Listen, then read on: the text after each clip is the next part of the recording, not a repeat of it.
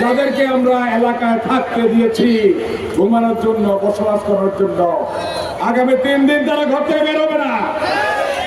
তাদের 16 তারিখের পরে তাদের ঘর থেকে বেরোয় স্বাভাবিক কর্মকাণ্ডে আবার ফিরে যাবে। কিন্তু এই 3 দিন তাদের ঘর থেকে বের হওয়া নিষিদ্ধ। আমাদেরকে এ ব্যাপারে সকলকে ঐক্যবদ্ধ থেকে প্রত্যেকের পাড়ায় মহল্লায় আওয়ামী লীগের নেতাকর্মীদের দিকে সজাগ দৃষ্টি রাখতে হবে। তারা কোনো সভা সমাবেশ তো দূরের কথা, নিজের ঘরের মধ্যে মিলাদও করাতে পারবে না। আমরা দেখেছি 5 তারিখে দেশ নতুন সূর্য উঠেছে, দেশ স্বাধীন হয়েছে। আমরা এর আগে কি দেখেছি?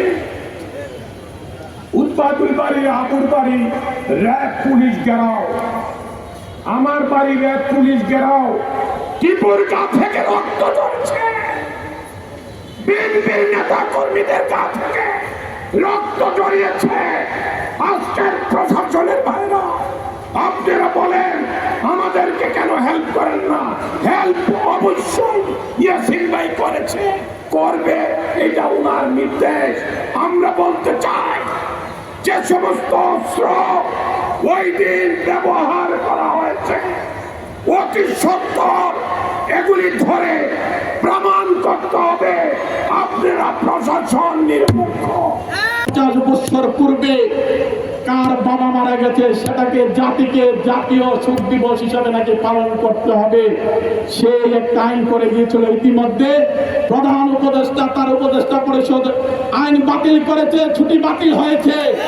আমরা স্পষ্ট ভাষায় বলে দিতে চাই, ছাত্র জনতার রক্তের গন্ধ এখনো নাকের ডগায় আমাদের এখনো গন্ধ পাচ্ছে।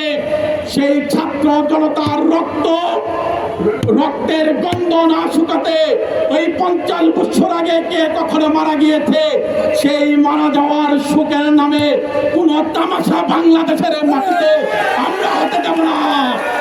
আমাদের উৎসব হবে, উৎসব চলবে। যারা এই কুমিল্লায় এখনো যারা বসবাস করছেন, আমরা এখনো জানি, যারা মনে মনে পায়তারা করছেন আমরা তো উন্নতি করছে, আমরা একটু কইরালাই, তাদেরকে স্পষ্ট ভাষায় বলে দিতে চাই, মানুষ হিসাবে কুমিল্লার জনগণ হিসাবে কুমিল্লায় থাকতে পারবেন, কিন্তু কোন আওয়ামী লীগ হিসাবে কুমিল্লায় থাকার সুযোগ নাই। স্পষ্ট কথা, যে যারা নাকি অপকর্ম করেছে, আমি তার আগে আরেকটা কথা বলে যাই। এই অবস্থান কর্মসূচি জুলাইয়ে যে রক্ত গঙ্গা বইয়ে দিয়েছে এই আওয়ামী দোসররা, তাদের যে পেটুয়া বাহিনী, তাদের পুলিশ বাহিনী, তাদের ছাত্রলীগ, তাদের যুবলীগ, তাদের শ্রমিক লীগ, তাদের আওয়ামী লীগ যে রক্ত গঙ্গা বইয়ে দিয়েছে, তার উপরে দাঁড়িয়ে 15ই আগস্ট পালন করা যাবে না।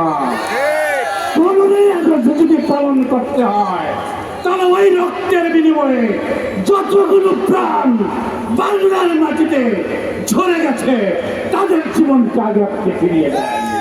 দিনে প্রতিটা কর্মসূচিতে আমাদের বিএনপি ক্ষমতা আসা পর্যন্ত সবাইকে ঘরে বসে থাকলে চলবে না। এটা একটা জানেন তাদেরকে রুখতে হবে। এখনো তারা বিভিন্ন এলাকা আছে, তারা বিভিন্ন যে কোনো সময় একটা অপকর্ম করতে পারে, সবাই সজাগ থাকতে হবে। আগামীকাল প্রতি পাড়া সময় থাকতে হবে, এলাকা তাদের কোনো সময় কোনো ঝামেলা করতে না পারে। এই জন্য সবাইকে এই হাসিনা সরকারের লোকজন পচে বলে একসময় দুর্গন্ধ বের হবে, এখন সেই দিন এসেছে। তারা এখন লঙ্গির পরেও বাড়াতে পারে না, ধরা পড়ে যাচ্ছে। আরো দুর্দিন আসবে তাদের। এই অত্যাচার সব কিছুই আল্লাহ ছাড় দেন, ছেড়ে দেন না। পড়াশোনা বলতে চাই যে আমাদেরকে এখন সবাইকে রাজপথে থাকতে হবে। এই যে আমাদের যে তারা রয়ে গেছে খুনি হাসিনা, তাদেরকে পাহারা দিতে হবে, তারা যেন রাজপথে আসতে পারে।